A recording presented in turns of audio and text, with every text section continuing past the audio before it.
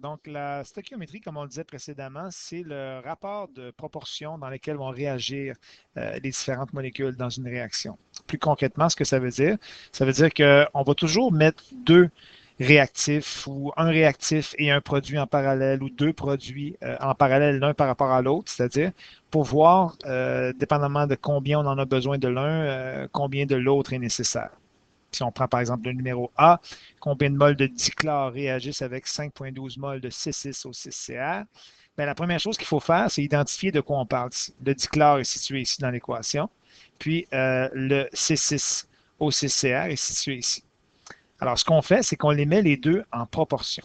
C'est-à-dire, on regarde dans quelle proportion l'un va nécessiter une quantité de l'autre. Pour le dichlore, c'est 3 moles qui est donné par le coefficient stoichiométrique qui est ici placé devant. Donc, 3 moles qui est placé ici.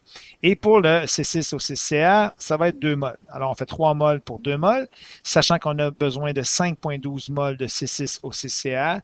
Combien on va avoir besoin de moles de dichlore pour réagir complètement avec ça? On fait simplement un produit croisé et on trouve 7,68 moles de dichlore. À partir de maintenant, on ne va pas exiger que vous fassiez ce calcul-là. Okay, ce calcul-là, c'est simplement au début pour établir la proportion et mettre ça bien clair. Maintenant, on va alléger un peu le calcul et ce qu'on va faire, c'est qu'on va simplement écrire à côté du X ici. Vous pouvez utiliser une petite flèche comme ça si vous voulez. 7,68 moles de Cl2. D'accord? Donc, il n'est plus nécessaire à partir de maintenant d'établir un petit calcul comme ça, juste d'écrire la réponse. Ensuite, ça, c'est des autres réponses. Évidemment, c'est toujours le même principe. On identifie de quoi on parle. Le trichlorure de chrome est ici avec le monoxyde de carbone. Si on regardait dans l'équation, c'était 2 moles pour 12 moles. Si j'ai 5,4 moles de monoxyde de carbone, j'ai nécessairement besoin de 0,9 moles de Cr2, Cl3. Pour la suite maintenant, donc, etc., pour les autres pages, vous irez vous corriger. Pour la suite, on va rajouter quelque chose, mais ce n'est pas très, très, très compliqué. On va simplement rajouter la notion de gramme là-dedans. À date, on a parlé seulement de mol, mais on va rajouter la notion de gramme en lien avec une quantité qui ne va pas être donnée en mol, mais plutôt qui va être donnée en grammes. Je m'explique. Admettons une réaction hypothétique, là, un réactif A avec un réactif B, un produit C, puis un produit D, puis des coefficients qui sont mis là au hasard. Okay? Donc, ici, c'est simplement accessoire, l'équation chimique, c'est juste pour comprendre le principe. Ce qu'on a vu jusqu'à maintenant, c'est que, bon, on vous parlait par exemple de 2, on disait peut-être le réactif B, la molécule B avec le produit C. Donc, B par rapport à C, la première chose qu'il fallait faire, c'est de dire, bon, la molécule B par rapport à la molécule C, les coefficients stoichiométriques sont donnés par les coefficients de l'équation, évidemment. Fait que pour B, par exemple, ça va être 4 moles. Puis pour C, ça va être 2 moles. Donc, on sait qu'à toutes les fois que je vais utiliser 4 moles de B, je vais produire 2 moles de C. Puis si j'utilisais 8 moles de B, je produirais 4 moles de C, etc. Ce qui est important de comprendre ici, c'est que dans le type de problème qu'on vient de faire précédemment, quand on disait, par exemple, si vous avez 6 moles de C, combien cela a nécessité de moles de B, par exemple? Bien, ce qu'on faisait, c'est qu'on faisait une règle de 3. Donc, si j'avais 3 fois plus de lui, je faisais 4 fois 6, 24 divisé par 2. Et évidemment, je trouvais que j'avais besoin de 12 moles de B. Puis ce qui est important de voir ici, c'est que dans cet espace-là, ici, dans les proportions qu'on établit avec les coefficients, on peut simplement parler de moles là-dedans. Il est simplement question de moles. On n'a pas le droit d'écrire autre chose que des moles. On ne pourrait pas mettre, par exemple, une quantité en grammes là-dedans. On peut simplement mettre des moles. Quand il va être question d'une quantité de grammes, on va utiliser la formule qui est située juste ici. Et cette formule-là va nous permettre de transformer notre nombre de grammes en moles. Par exemple, imaginez que vous avez une quantité une masse de, je ne sais pas moi, 70 grammes de C, de la molécule C qui est ici. Et que cette molécule-là, quand vous prenez le tableau périodique, vous additionnez chacune des masses molaires atomiques, puis là, vous trouvez que pour une mole, la molécule, donc vous additionnez, vous savez comment faire la masse molaire moléculaire, et vous trouvez que c'est égal à 210 grammes par mol. OK?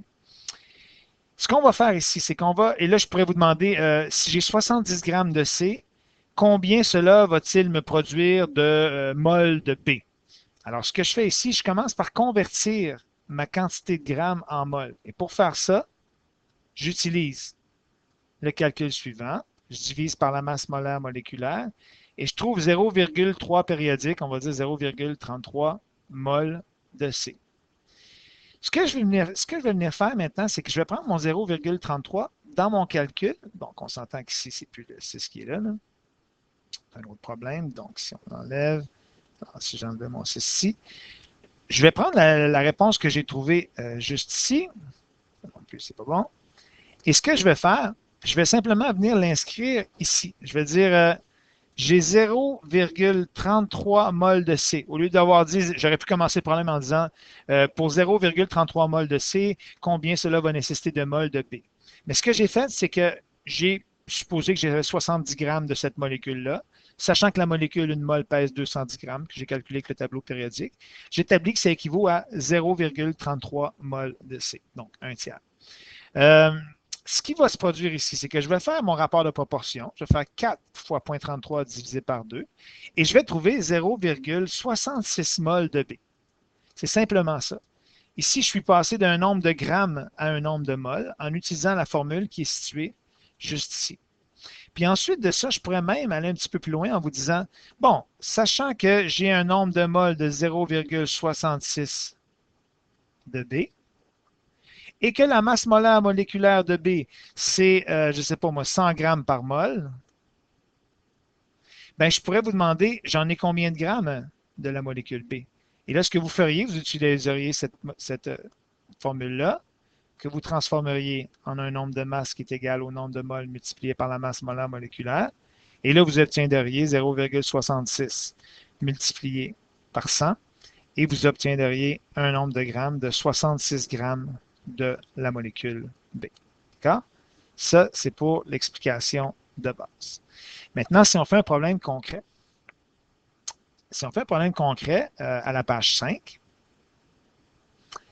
on doit d'abord équilibrer l'équation. Donc, ici, l'équation équilibrée, vos coefficients, c'est 3, 4, 2, 3.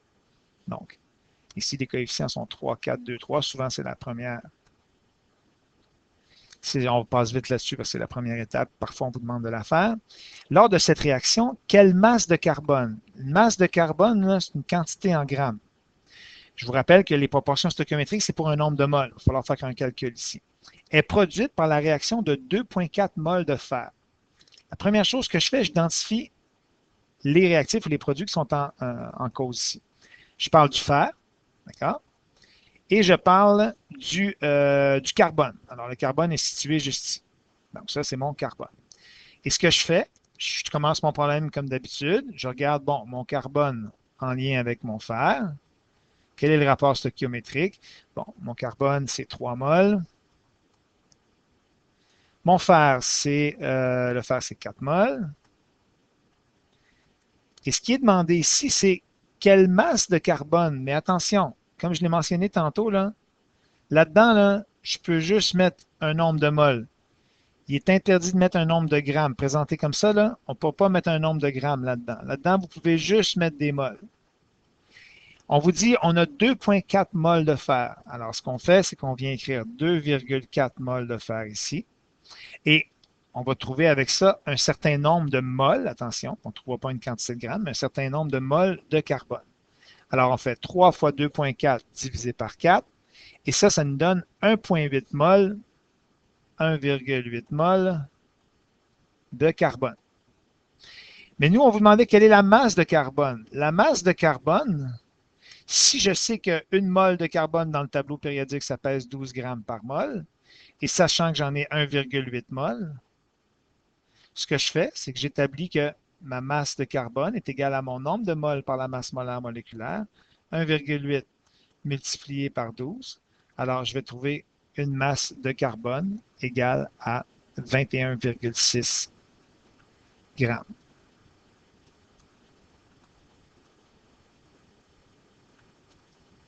Ça va? Etc., etc. Si on faisait, par exemple, l'exemple C, il est un petit peu plus particulier, mais on peut le faire ensemble. Donc, au numéro C, on vous dit quelle masse de fer. Donc, on parle toujours du fer ici. Quelle masse de fer? Donc, le fer. réagira complètement avec 19,8 grammes de dioxyde de carbone. 19,8 grammes de dioxyde de carbone, le CO2 qui est assis ici, 19,8 grammes de dioxyde de carbone, voilà, comme ça. Alors, ce qu'on fait, c'est qu'on va établir le rapport de proportion, mais avant de faire ça, on comprend que la masse de fer, ça va être une quantité de grammes. Ici, on vous fournit une masse de 19,8 grammes de CO2 et on vous demande une masse de grammes. On n'oublie pas que dans mon rapport stoichiométrique, c'est simplement des moles qui sont impliqués. Mais on va quand même commencer le problème en mettant le fer et le dioxyde de carbone en parallèle. Alors, le fer, en proportion avec le CO2, je regarde mes coefficients. Pour le fer, c'est 4 mols et pour le CO2, ça va être 3 mols. Alors, 4 mols pour 3 mols. Et on n'oublie pas que là-dedans, je peux juste mettre des mols. OK? Quelle masse de fer? On ne sera pas capable de trouver la masse de fer avec ça. On va trouver le nombre de mols de fer. Puis on ne vous donne pas non plus un nombre de mols de dioxyde de carbone. Ce qu'on vous donne, on vous dit, OK, j'ai 19,8 grammes de CO2. La masse molaire moléculaire du CO2, c'est 2 fois 16, 32 plus 12, 44 grammes par mol. C'est pour le CO2. Et là, ce qu'on va faire, c'est qu'on va trouver le nombre de mols qui équivaut à ça. Bien, 19,8 grammes divisé par 44 grammes, ça va me faire un nombre de moles de CO2 qui est égal à nombre de moles de CO2, 0,45 moles. Donc ça fait 0,45 moles de CO2. Puis là, ce qu'on fait, c'est qu'on vient prendre notre 0,45 moles, puis on vient le placer ici.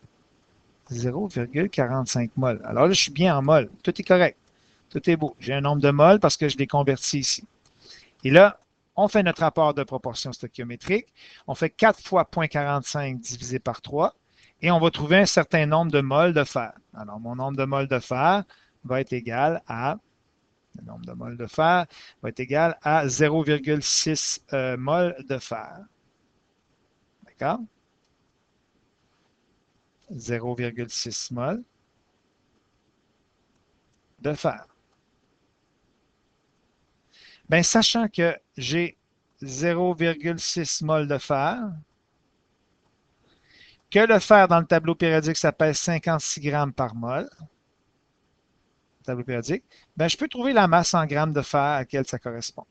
C'est le nombre de moles par la masse molaire moléculaire, 0,6 fois 56. Je vais trouver une masse de fer qui va être égale à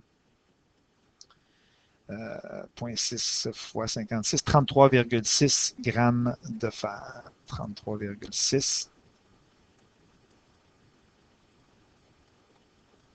Voilà, ça c'est la réponse. C'est bon pour tout le monde. Maintenant, je vous invite à faire la page 5 et 6. Et si vous avez des difficultés, vous pouvez consulter Moodle. Et en regardant dans Moodle, vous avez dans la section, vous cliquez sur la section 4, puis vous allez voir dans la section 4, juste en dessous de la fiche 9, c'est écrit fiche 10 complétée, page 1 à 10 complétée au complet. Donc, vous pouvez aller vous aider avec ça. Donc, page 5 et 6 à faire.